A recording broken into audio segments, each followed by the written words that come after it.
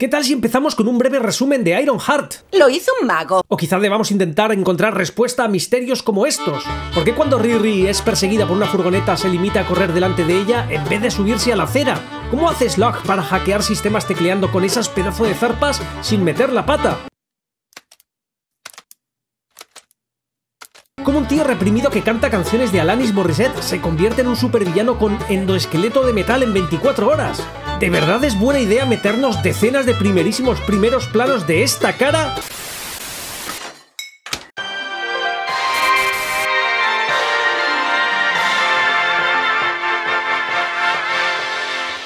Pues me pensé muy seriamente si hacer o no comentario de los 3 capítulos finales de Ironheart, sobre todo porque eso implicaba el compromiso de tener que soportar el tedio soporífero que supone su visionado, pero mi compromiso con la audiencia es lo primero y sé que esperabais este vídeo. Y también, para qué negarlo, esta mandanga funciona fabulosamente en el canal, así que como sarna con gusto no pica, pues aquí estamos. Con la serie ya concluida podemos establecer ya la sinopsis y el tema de Ironheart. Con respecto a lo primero, a la sinopsis, es importante matizar que la serie está planteada como una historia inconclusa, que termina con un cliffhanger que demanda una continuación, pero su desastroso rendimiento de audiencia y crítica hace que sea muy improbable que se dé una segunda temporada. De hecho, ni siquiera el estreno de los 3 episodios iniciales apareció en el top 10 de Illuminate en la semana del estreno. Al final de esa lista de Illuminate tenemos una peli policíaca poco vista llamada Mobland, con 260,8 millones de minutos de visionado. Eso significa que los 3 primeros episodios de Ironheart juntos, sumando 2 horas y media, obtuvieron menos de esa cifra, lo que sitúa su media por episodio por debajo de los 86,9 millones de minutos. Para un proyecto de Marvel Studios es un resultado devastador y una señal clara de que el público no es que esté perdiendo el interés, es que se ha ido. Esto pone en contraste la afirmación de medios mercenarios como Collider o Screen Rant de que la serie estaba siendo sometida a review bombing. Pero si la audiencia no hace más que caer, es evidente que es porque Ironheart no da la talla. Así que ni review bombing ni pepinillos en vinagre. Esa excusa ya no cuela, sus puntuaciones son las que merece y punto. Entonces, sin vistas a tener continuidad, la serie es la que es, y lo que cuenta, muy resumido, es lo siguiente. Riri, una arrogante chavala genio de la tecnología, es expulsada del instituto tecnológico donde desarrollaba una armadura voladora, financiándola ilegalmente. Tras unirse a una banda de delincuentes para conseguir más dinero, se convierte en asesina y acaba vendiendo su alma al mismísimo diablo. Fin. Esto en cuanto a la sinopsis.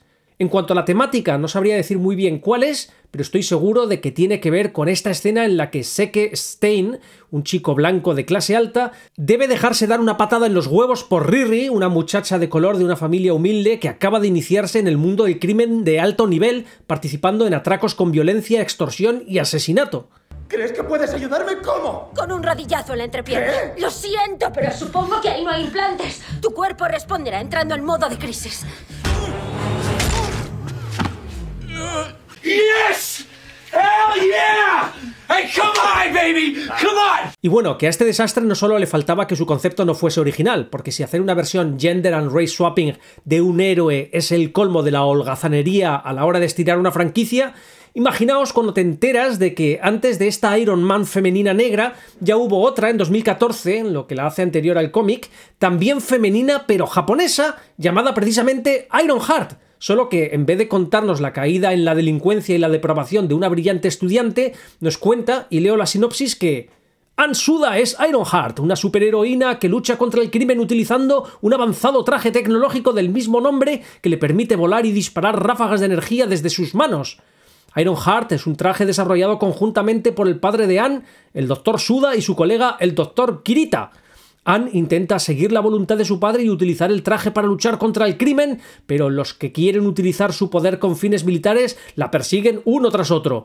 Cuando el envidioso hijo del Dr. Kirita aparece y crea su propio traje para desafiarla, ¿tendrá Ironheart lo que hace falta para derrotarle?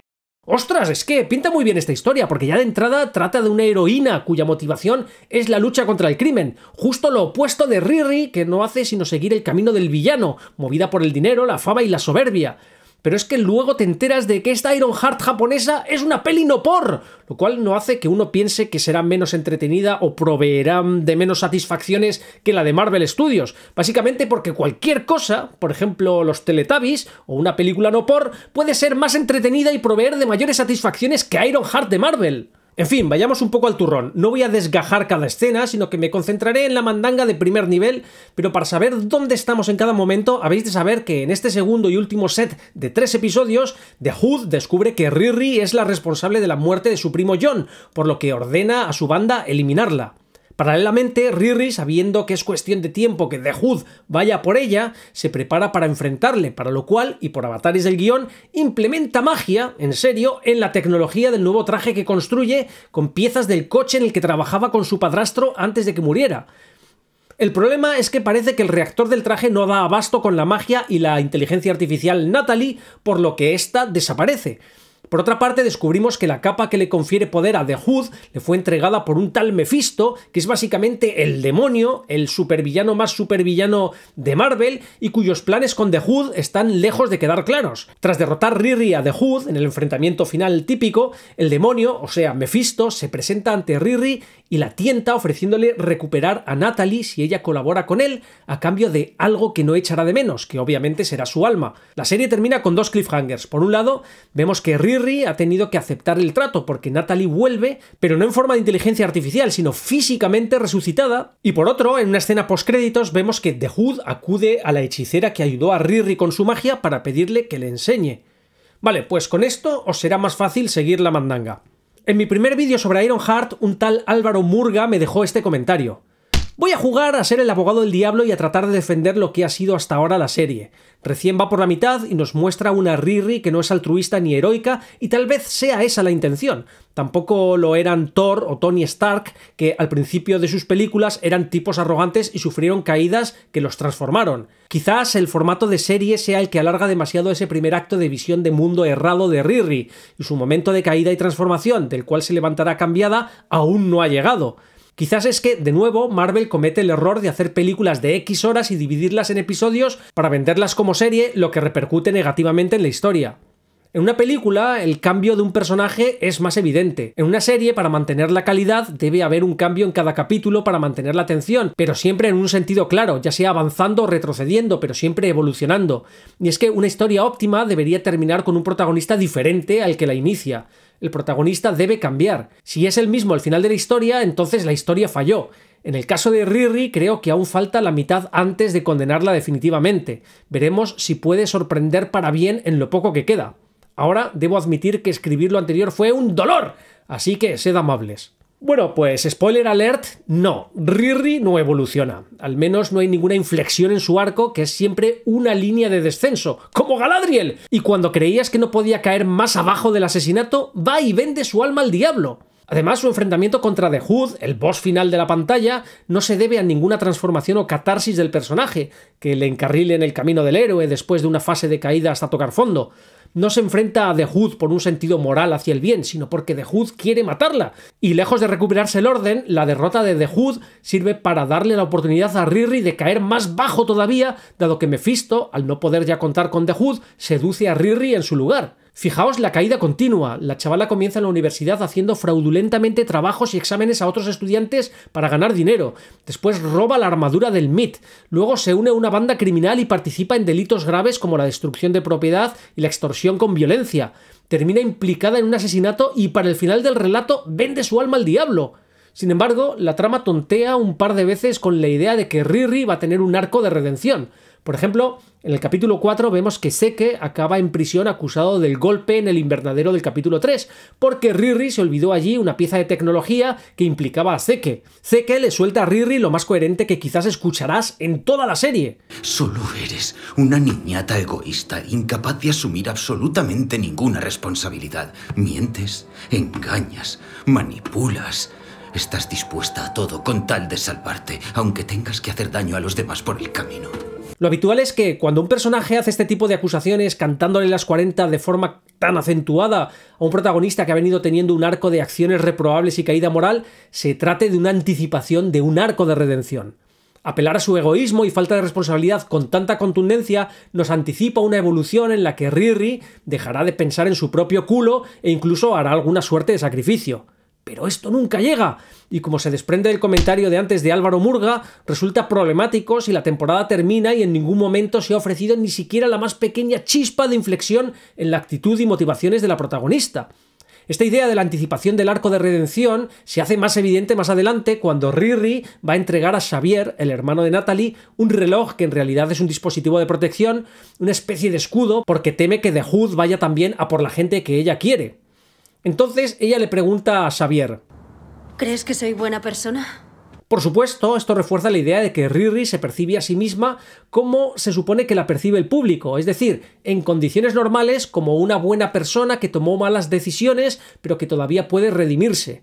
Al explicitar su duda, narrativamente se anticipa la redención. Sin embargo, como dijimos antes, esta nunca llega. Pero además se da el caso de que si bien se supone que la audiencia debería percibir este supuesto, el de que ella es en realidad buena y lo demostrará en algún momento, en realidad la audiencia nunca tiene la oportunidad de percibir la bondad de Riri, porque el guión no solo se empeña en presentárnosla como una Mary Sue con motivaciones egoístas, sino que aprovecha cada oportunidad para subrayar lo increíble que es. Diría que eres una tía lista. Una persona trabajadora que protege a los demás. Te quería conocer desde hacía tiempo porque adoro lo excepcional, lo magnífico, la perseverancia, a las personas con irremediable curiosidad. Y bueno, la respuesta de Xavier es para enmarcarla. Buena, mala, esas palabras no significan nada. Todo depende de quién te etiquete. Lo que es una expresión del relativismo moral que impregna Ironheart y que creo, a riesgo de equivocarme, emponzoña la tensión entre el bien y el mal de una buena historia de superhéroes. El desdibujamiento moral que hay entre Riri y The Hood hace que no te importe nada de lo que le pase a nadie. Al final sus motivaciones son similares y la única diferencia entre ellos es de escala y no de cualidad. Es como Netanyahu diciendo que el IDF es el ejército más moral del mundo. Claro, y desde la perspectiva de Xavier, depende de quién te etiquete, hasta la Ironheart no por japonesa es la Ciudadano Kane de las pelis de superhéroes. ¿No te jode? Me recuerda a la infame secuela de Donnie Darko, que ya comenté en el canal, en la que se da este diálogo brillante. Somos malas personas. Malas no. Ni buenas ni malas. Yes! Hell yeah! Hey, come on, baby! Come on! Yes! Come on! Pero si os quedase alguna duda del tratamiento del relativismo moral en la serie, Mephisto dice, refiriéndose a Riri, que admira A quienes sin tener ninguna culpa siempre se las arreglan para acabar siendo víctimas del infortunio. Subrayando la idea de que nada de lo malo que le ha pasado a ella es realmente su culpa. La expulsaron del MIT por hacer tareas a otros estudiantes y cobrar por ello fraudulentamente, y por plagiar el trabajo de Tony Stark, pero no es su culpa, ¿qué va? Tú le vendiste tareas completas a estudiantes de todas las áreas cercanas. El MIT tiene cero tolerancia en sus políticas respecto al plagio.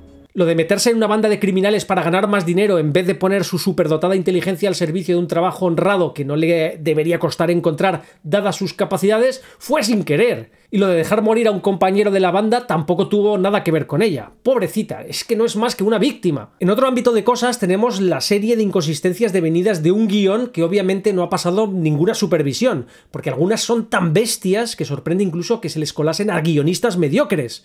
Para empezar, si vas a meter magia, no puedes ponerte muy exigente con la ciencia. Y es que en el mismo episodio en el que escuchamos esto... Esto desafía las leyes de la física. Ocurre esto.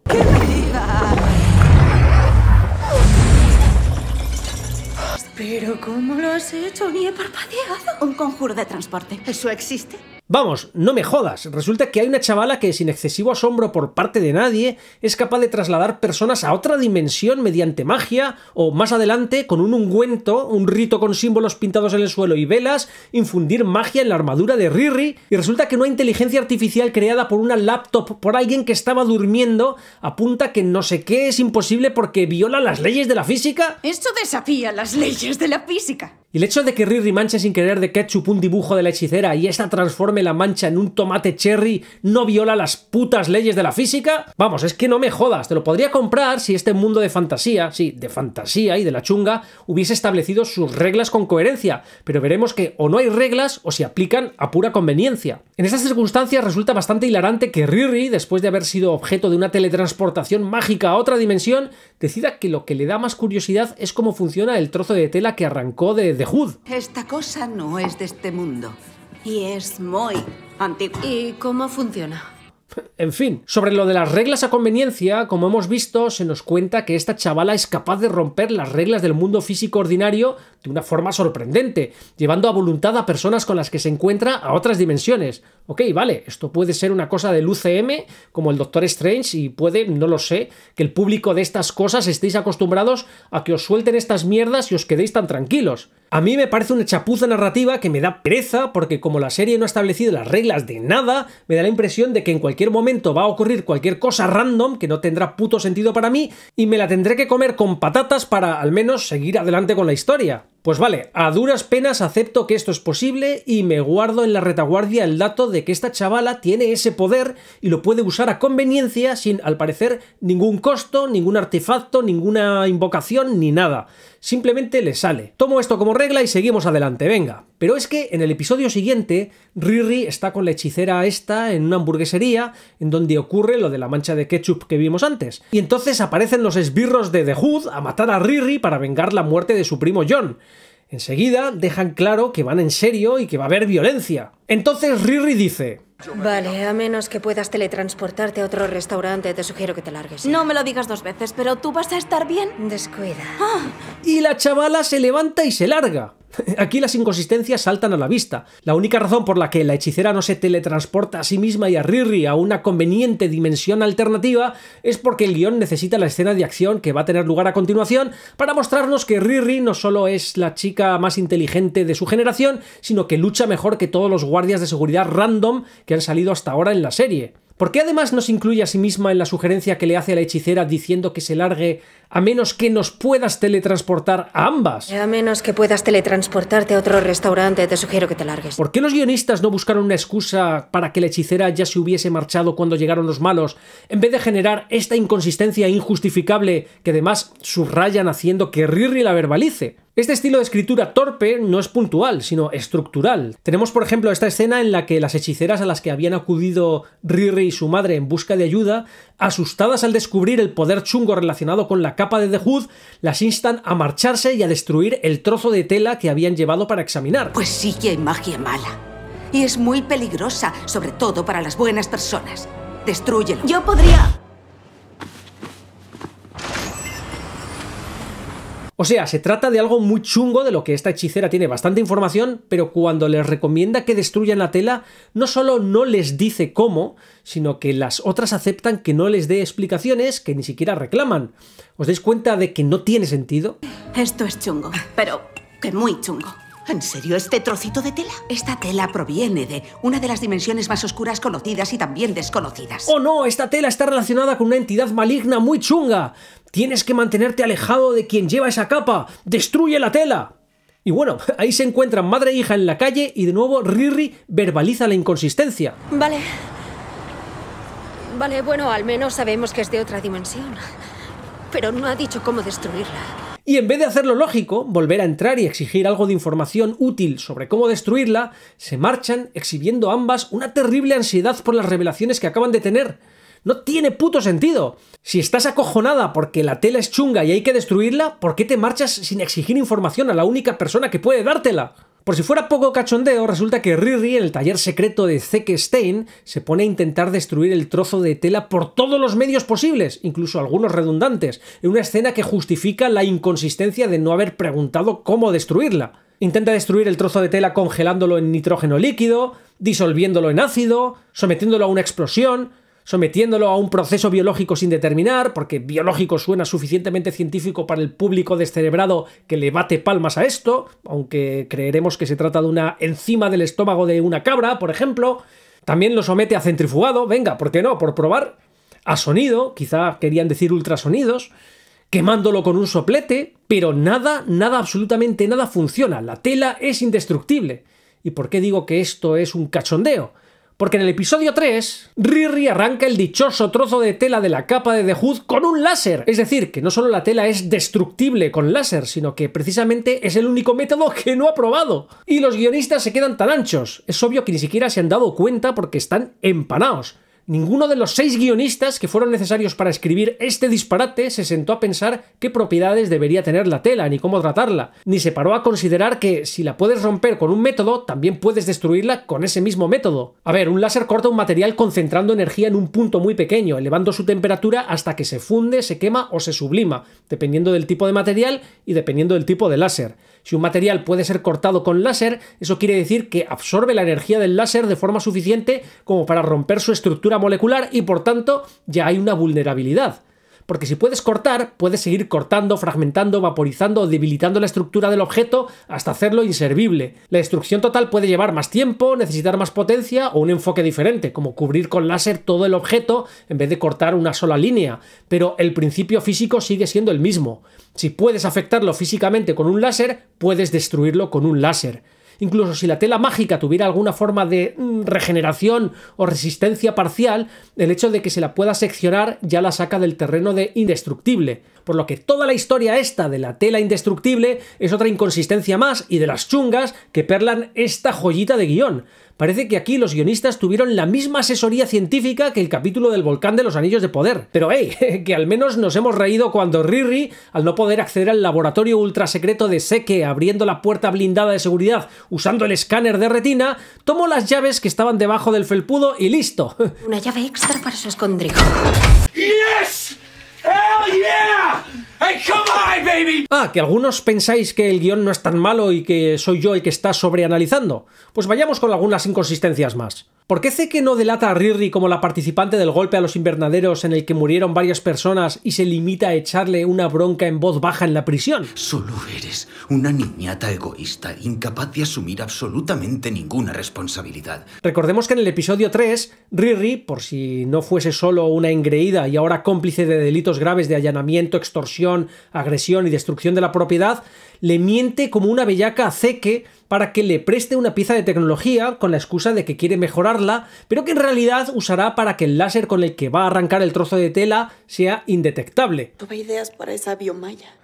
¿Sí? Podemos mejorarla. El caso es que, después del golpe en el invernadero, Riri se deja allí la pieza y los investigadores rastrean su origen hasta Zeke y le detienen. Zeke, como mucho, es culpable de posesión de tecnología ilegal, pero desde luego no de terrorismo doméstico y demás cargos asociados al crimen brutal cometido por la banda de The Hood. Una lástima, ¿eh? Al pobre igual le cae la perpetua por nuestra culpa. Entonces, ¿por qué se calla arriesgándose a recibir cadena perpetua en vez de delatar a Riri? Porque obviamente el guión necesita de esta inconsistencia para que la historia pueda seguir por donde los guionistas descerebrados se habían imaginado, aunque nada tenga puto sentido. ¿Acaso Zeke teme en serio que las autoridades no le van a creer si cuenta que la responsable del crimen del que se le acusa es en realidad la muchacha de color que robó una armadura de alta tecnología del MIT de donde fue expulsada por graves irregularidades? Pero bueno, el tema es que los guionistas crean otra situación en la que Zeke por fin va a poder desquitarse con Riri.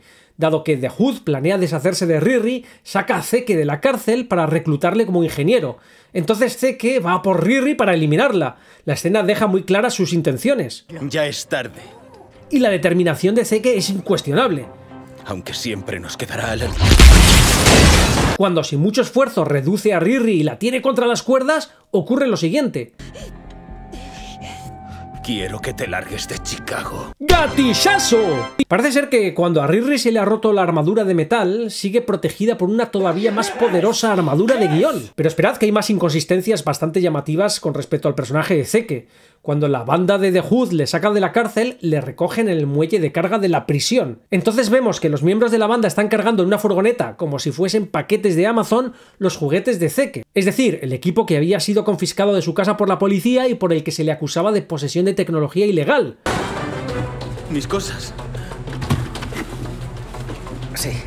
¿Por qué estaban sus cosas en la prisión del condado de Cook? Cuando le detuvieron y le trasladaron a un centro penitenciario, ¿llevaron también sus cosas al mismo centro en vez de a un almacén de pruebas de la policía o a un laboratorio forense? Aquí el guión necesita que los malos recuperen la tecnología de Zeke, así que mágicamente, quizás buscando economizar escenas, en vez de estar en un almacén policial, sus artefactos aparecen en la misma cárcel donde está el detenido, como si los hubieran dejado en consigna, como si fuesen sus llaves, su reloj y su cartera. Procedimiento penal, cadena de custodia, seguridad... Todo eso se sacrifica por la escena, porque en esta serie lo único que se cumple a rajatabla es la ley de la conveniencia narrativa. Pero peor aún es cuando Zeke, recordemos, considerado un criminal peligroso acusado de terrorismo doméstico, y además ahora prófugo de la justicia al haberse escapado de la cárcel, se va tranquilamente a su casa a recoger algunas cosas y meterlas en su coche. Y allí no hay ni una mísera patrulla vigilando, ni siquiera un trocito de cinta policial. Desde luego, las autoridades de esta ciudad parecen tan incompetentes como los guionistas. Luego tenemos otro conflicto porque patatas que se plantea en el episodio 4, y es que Riri está preocupada de que Xavier descubra la IA de Natalie porque es un avatar de su difunta hermana. Y Natalie le dice a Riri que qué pensará Xavier cuando se entere que la ha estado ocultando todo el tiempo. Pero imagínate el cabreo que se pillará cuando un día le cuentes cuánto tiempo llevas escondiéndome de él. A ver, ¿pero no es Natalie un avatar? ¿No puede cambiar de apariencia? Para ser una tecnología tan brutalmente avanzada, ¿no sobrepasa los límites de cualquier lógica que no pueda simular otras apariencias o personalidades? Pero claro, la serie necesita drama barato, por lo que en vez de darle una solución lógica a esto, Natalie decide presentarse tal cual ante Xavier, provocando el evidente conflicto con Riri y demostrando que no tiene nada de la primera parte del binomio inteligencia artificial. Que la serie te cuente que Riri puede crear con su laptop mientras duerme una inteligencia artificial de altísima tecnología, avanzada a su tiempo, ultra realista y que podría superar el test de Voight-Kampff en Blade Runner sin problema, pero que al mismo tiempo solo se pueda presentar como Natalie, no tiene la más mínima lógica interna. Y es que la serie te obliga a cada instante a tener que comprar chorrada tras chorrada, pero oye, a mí todo bien. Al fin y al cabo me alimento de esta mandanga, y vosotros también. Podría poner literalmente decenas de ejemplos de inconsistencias en la serie, pero terminaré con una más porque ya se va haciendo esto bastante espeso. A ver, al enfrentarse Riri a Zeke, este le revienta la armadura. Entonces Riri construye una nueva de cero. Pues nada, a empezar de cero, nena. En el taller de su padrastro en un rato, usando partes de un coche y piezas de desguace que caben en una caja de cartón pequeña. En serio. De todo lo que había en tu lista, esto es lo que he podido encontrar en el desguace.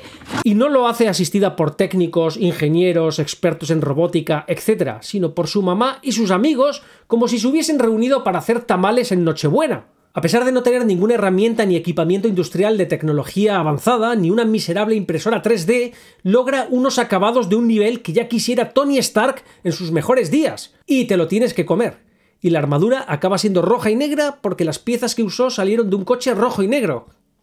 ¡Bravo! Pero no os lo perdáis. Vale, pero no encuentro una fuente de energía sostenible para esos añadidos. ¡Agotan la batería! El problema es que la nueva armadura tendrá unos añadidos que requieren una fuente de energía más sostenible que la que tenía su armadura anterior, que, recordémoslo, funcionaba, os lo juro, con energía solar y eólica. Y aquí tiene desplegados los paneles solares de noche porque patatas, pero en fin. Más concretamente, necesita... algo que pueda conectarme a una fuente infinita de...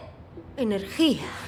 Entonces, ¿dónde queda esto? Eso desafía las leyes de la física. El caso es que da igual. Como vimos, en este sainete irrumpió la magia de repente, de forma que todas las reglas del juego, las putas leyes de la física, dan absolutamente igual. Y entonces esto se convierte en una merienda de negro, en un todo vale. Por eso se pueden construir armaduras de alta tecnología como quien hace tamales o justificar cualquier cosa porque... ¡lo hizo un mago! Pero quizá la inconsistencia más bochornosa con respecto a la nueva armadura de Riri, la que más expone la inoperancia de los guionistas, es el celo con el que se aseguraron de que supiésemos desde el principio la millonada que costaba desarrollar un proyecto como este. Riri no solo invirtió el dinero de su beca, sino que obtenía financiación adicional de forma ilegal e incluso se unió a una banda criminal para poder obtener más dinero para desarrollar su armadura, para que al final nos cuenten que con una cajita con cosas de un desguace y las piezas de un Plymouth Barracuda del 72, Riri fabrica en un taller de barrio una armadura incluso mejor que la que hizo en el mismísimo Myth. Sí, claro. Todo este desastre que os he contado, y me he quedado corto porque hay muchísimos ejemplos más, hace que resulte altamente llamativo que luego se preocupen por meter detallitos como este.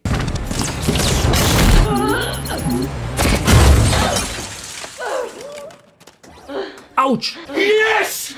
Hell yeah! Sí, ouch, que al final viene a representar perfectamente lo que es esta serie. Bueno, pues dejadme ese like si os ha gustado el contenido de hoy y no os olvidéis de suscribiros y activar notificaciones para recibir mi mandanga veraniega o invernal, si estás en el hemisferio sur, bien fresquita o calentita, al gusto. También te invito a unirte al canal por menos de lo que te cuesta un copazo al mes y podré generar más contenido con más calidad y más frecuencia. Nos vemos pronto, chao, pronto, chao.